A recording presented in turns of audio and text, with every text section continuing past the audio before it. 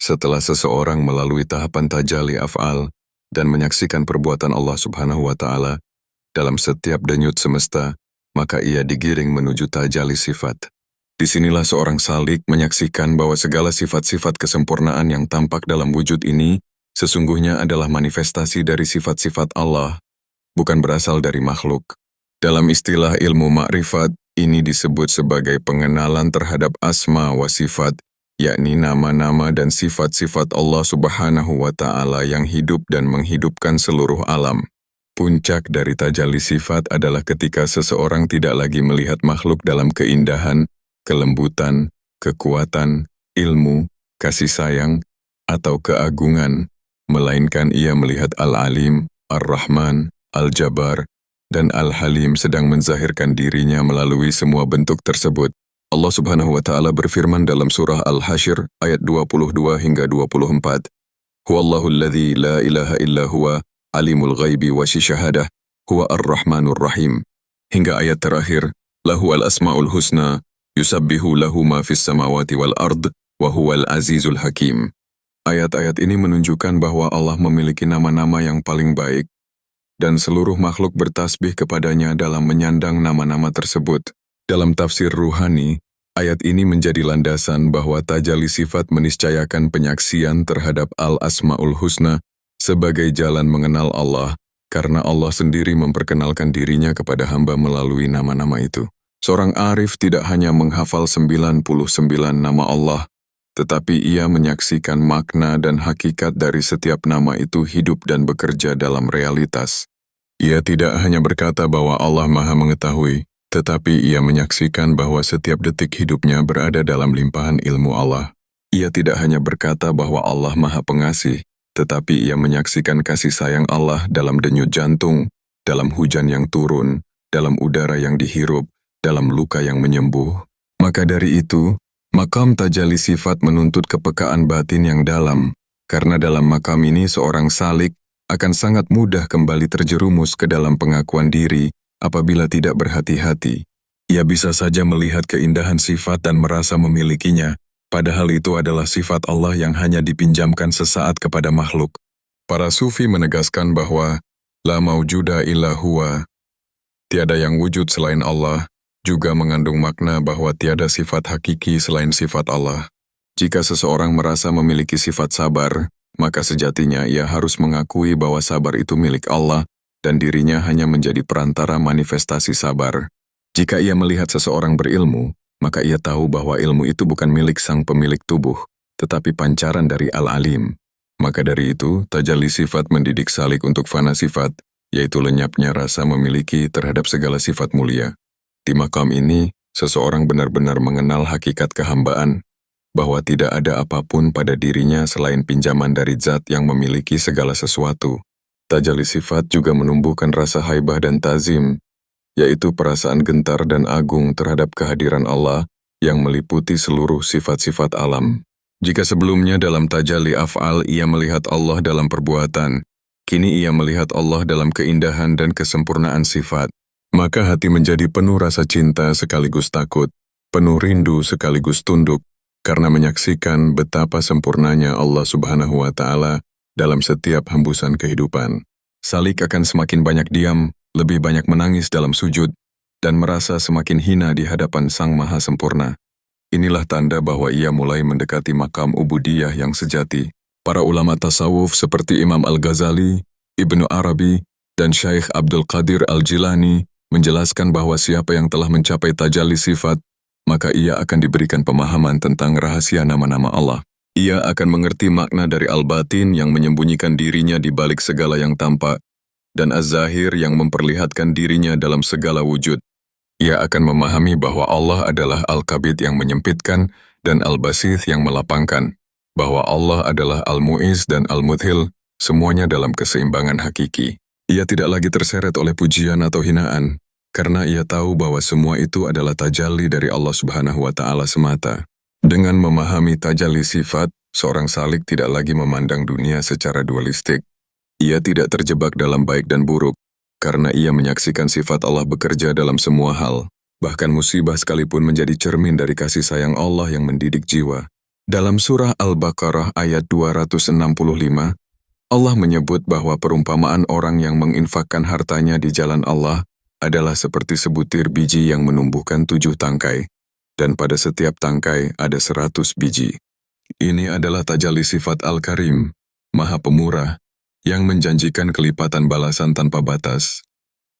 Maka salik yang telah sampai pada maqam ini akan hidup dalam syukur yang mendalam dan terus-menerus melihat kebesaran sifat Allah dalam segala hal. Maka kesimpulan dari maqam tajalli sifat adalah penyatuan pandangan ruhani seorang salik dengan sifat-sifat kesempurnaan Allah Subhanahu wa Ta'ala.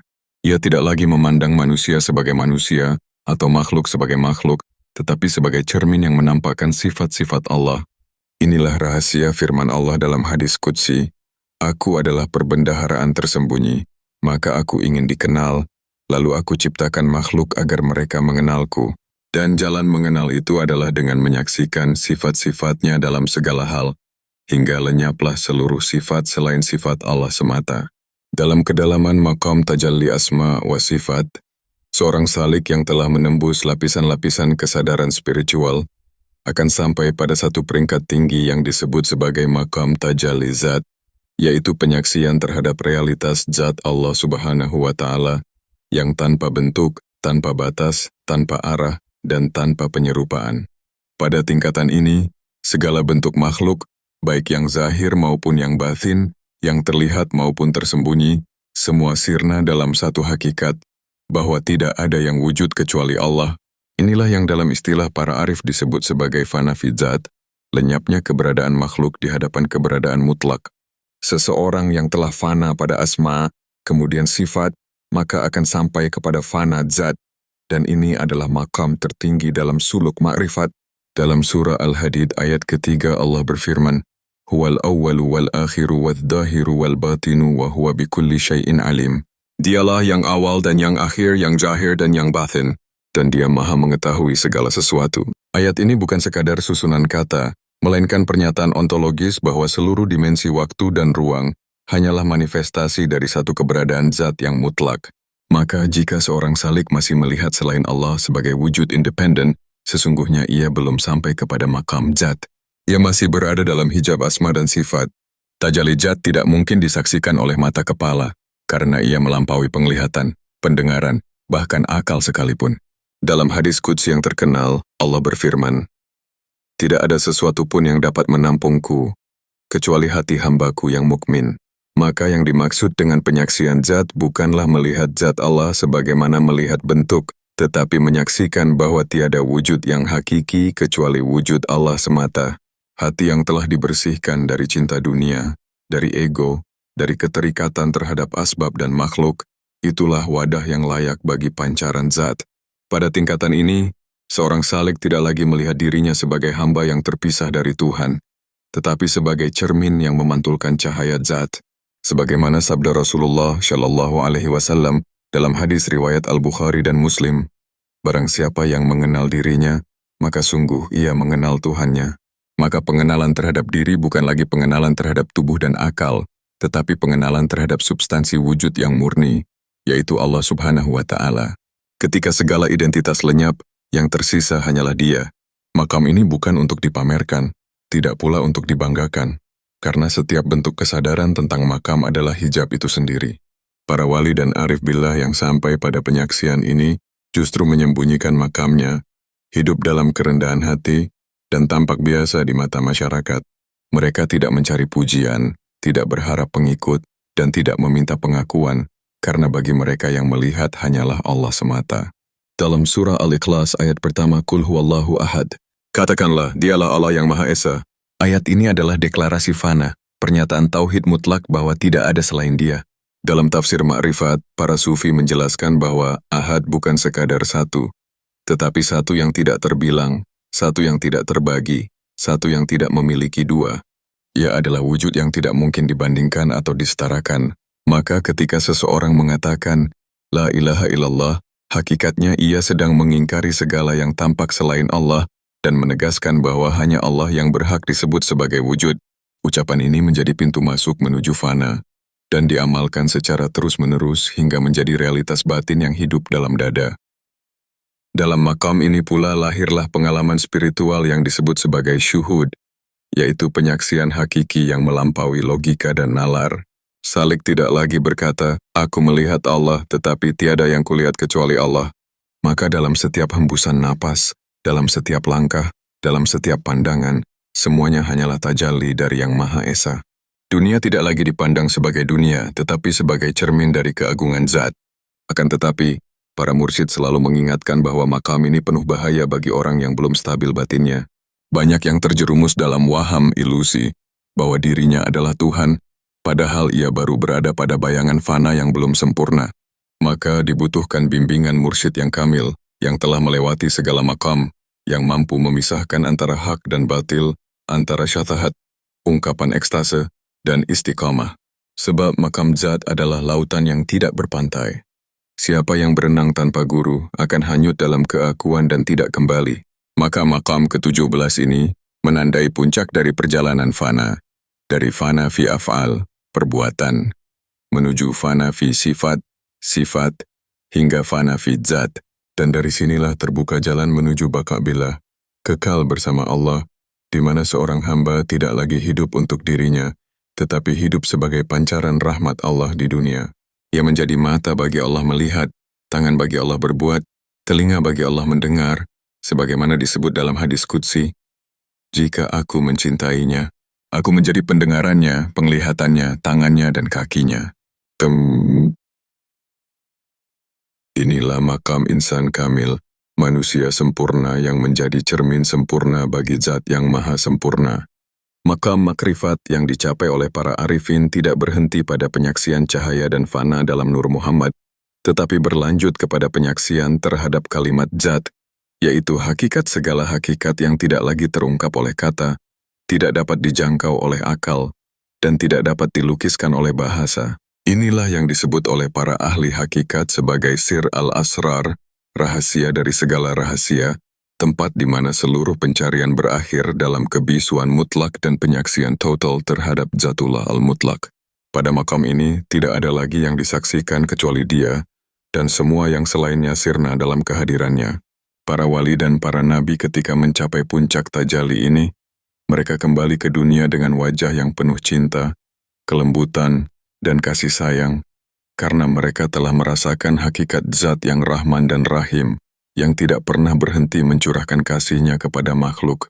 Dalam makam ini, ruh seorang salik akan diselimuti oleh tajalli zatiyah, yaitu pancaran langsung dari zat Allah tanpa perantara, dan ia mengalami yang disebut oleh para sufi sebagai fana anil fana, yaitu lenyap dari kelenyapan itu sendiri.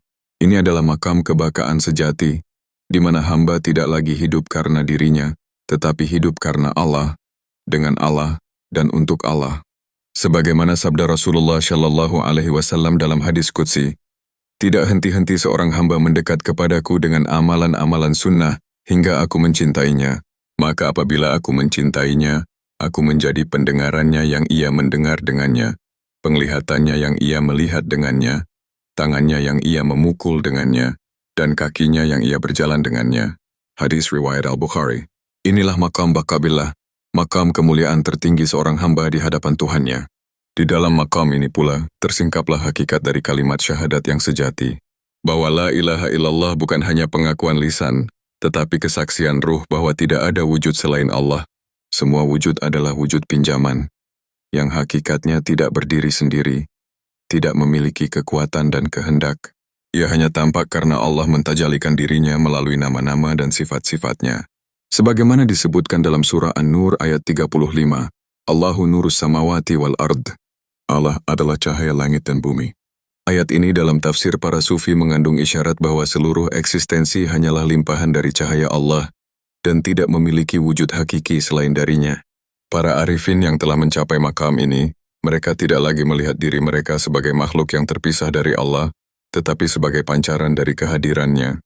Mereka menjadi cermin yang bersih, yang memantulkan keindahan dan kesempurnaan zat Allah tanpa tabir. Sebagaimana disebut oleh Al-Junaid Al-Baghdadi, At-Tauhidu ifna'uka fihi wa baka'uka bih. Tauhid adalah lenyapmu dalamnya dan kekekalanmu bersamanya. Maka seorang salik yang telah menyaksikan zat tidak lagi membanggakan amal, tidak mengaku memiliki apapun, dan tidak menyandarkan sesuatu pada dirinya. Ia menjadi fana dalam ketiadaan dan kekal dalam kesadaran tauhid. Maqam ke-18 ini juga menyingkap makna dari Allah-Ralilah, yaitu ungkapan para arif yang menyatakan bahwa tidak ada gerakan, diam, ucapan, atau bisikan hati, kecuali semuanya adalah dari Allah, oleh Allah, dan kepada Allah. Maka hidup seorang salik berubah menjadi samudra penyerahan mutlak. Ia tidak lagi mempersoalkan apa yang terjadi padanya, karena semua telah menjadi kehendak Allah yang diliputi oleh hikmahnya yang tak terhingga. Ia ridha dalam ridha Allah, ia tenang dalam ketentuannya, dan ia berjalan dalam kehendaknya. Itulah hakikat dari makam tawakul, ridha, dan taslim yang sejati, bukan semata sikap batin, tetapi pengalaman eksistensial yang lahir dari penyaksian terhadap zat. Jika pada makam sebelumnya salik masih menyebut dan merasakan perbedaan antara dirinya dan Tuhannya, maka dalam makam ini perbedaan itu pun sirna. Bukan dalam arti menyatu dalam zat, tetapi menyatu dalam kehendak, dalam kesadaran, dalam penglihatan batin. Inilah makna ahadiyah yang tertinggi, bahwa seluruh alam, seluruh jiwa, seluruh waktu, dan seluruh gerak adalah satu dalam pandangan tauhid. Tidak ada selain Allah dan tidak ada pula yang bergerak kecuali karenanya. Maka tidak heran jika para sufi agung seperti Ibnu Arabi berkata, "Ma fil kaun siwahu, bal huwa ain matara." Tidak ada dalam alam ini selain dia, bahkan dialah hakikat dari apa yang engkau lihat. Makam ke-19 dalam perjalanan makrifat adalah makam penghayatan terhadap sirul asrar, yaitu rahasia dari segala rahasia, sebuah tingkat penyaksian ruhani yang berada di balik segala bentuk, nama, dan sifat, tempat segala pemahaman tentang zatullah tidak lagi terikat oleh huruf, kata, ataupun istilah. Di makam ini, sang salik telah melewati semua bentuk peribadatan lahiriah sebagai sarana, bukan tujuan. Ia telah melalui syariat, tarikat, dan hakikat, dan kini memasuki wilayah ma'rifat secara total, tempat di mana perjumpaan dengan Allah Subhanahu wa Ta'ala bukan sekadar teori atau konsep, tetapi pengalaman batin yang tak terbantahkan, yang tak bisa didefinisikan oleh logika manusia.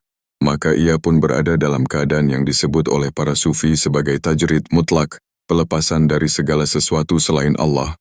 Dalam maqam ini, ayat Al-Quran yang paling relevan untuk direnungkan adalah surah Al-Ikhlas ayat keempat. Walam yakun lahu kufuwan ahad. Artinya, dan tidak ada sesuatu pun yang sebanding dengannya. Ayat ini menunjukkan keunikan absolut Allah, yang tidak dapat dibandingkan dengan segala sesuatu, bahkan dalam makam hakikat sekalipun. Para ahli makrifat menjelaskan bahwa ketika seorang salik sampai kepada makam ini, ia akan mengerti bahwa segala penyifatan terhadap Allah, meskipun berasal dari nama-namanya, tidaklah mampu mencakup hakikatnya. Maka setiap pengenalan terhadap Allah yang sejati harus disertai dengan kesadaran bahwa Allah tidak menyerupai apapun dan tidak bisa dijangkau oleh pikiran ataupun bayangan. Makam ini juga disebut sebagai makam tahqiq tauhid al-mahd, yaitu penyaksian terhadap tauhid murni tanpa bentuk, tanpa arah, dan tanpa batas. Sebagaimana firman Allah dalam surah Asy-Syura ayat ke-11, "Laisa kamislihi syai'un wa huwa as-sami'ul basir." Tidak ada sesuatu pun yang serupa dengannya, dan dialah yang maha mendengar lagi maha melihat. Dalam tafsir makrifat, ayat ini bukan hanya menolak penyerupaan fisik, tetapi juga menafikan segala kemungkinan pemahaman manusia tentang zatnya. Maka sang salik yang telah sampai pada makam ini tidak lagi merasa memiliki pengenalan terhadap Allah, karena pengenalan sejatinya adalah bahwa tidak ada yang benar-benar mengenal Allah kecuali Allah sendiri. Seperti sabda Rasulullah Shallallahu Alaihi Wasallam dalam hadis, "Ma'araftuka haqqa ma'rifatik." Aku tidak mengenalmu sebagaimana seharusnya engkau dikenal. Pada tingkatan ini makam fana benar-benar total. Sang salik telah mengalami fana an-nafs, fana as-sifat, dan fana al-af'al, bahkan masuk ke dalam makam fana az-zat, yaitu ketiadaan total dalam penyaksian zat Allah. Namun, setelah ketiadaan ini, muncullah makam baqa billah, yaitu keberadaan dalam keabadian Allah. Disinilah rahasia sirrun min sirilah tersingkap, bahwa segala sesuatu tidaklah ada pada dirinya sendiri, tetapi ada karena Allah, dengan Allah, dan bagi Allah. Maka tidak ada lagi aku dan dia, yang ada hanyalah huwa, yaitu dia semata. Seorang sufi besar, Abu Yazid al-Bistami berkata, "Subhani ma'azama syani."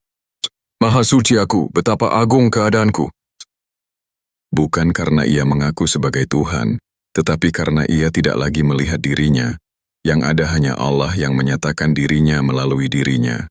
Dalam makam ini pula, segala ciptaan terlihat sebagai penampakan wajah Allah, bukan dalam arti menyamakan makhluk dengan Khalik, tetapi menyadari bahwa tidak ada realitas lain selain Allah.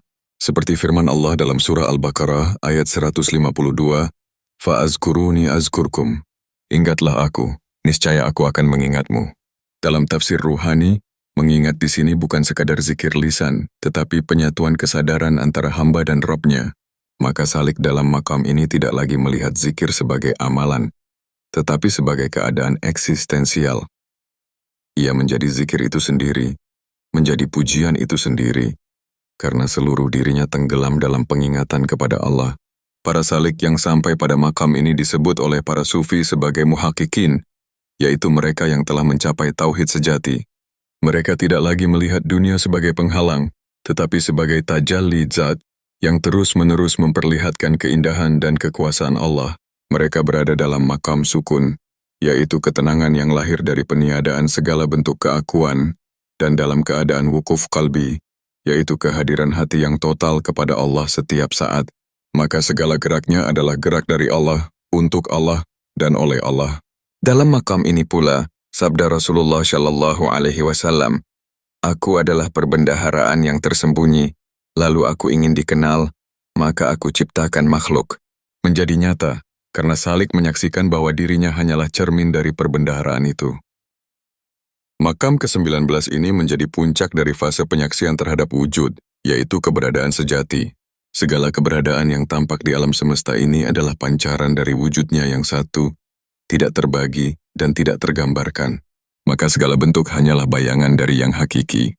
Seperti firman Allah dalam surah An-Nur ayat 35, "Allahu nurus samawati wal ard." Allah adalah cahaya langit dan bumi. Dalam tafsir Makrifat, cahaya ini bukan cahaya fisik, tetapi cahaya kesadaran yang membuat segalanya menjadi mungkin.